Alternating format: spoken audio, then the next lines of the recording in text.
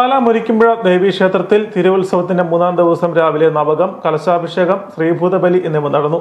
തന്ത്രമുഖ്യൻ ബ്രഹ്മശ്രീ കുരുപ്പക്കാട്ടിലെത്ത് നാരായണ നമ്പൂതിരി ചടങ്ങുകൾക്ക് കാർമുഖത്വം വഹിച്ചു.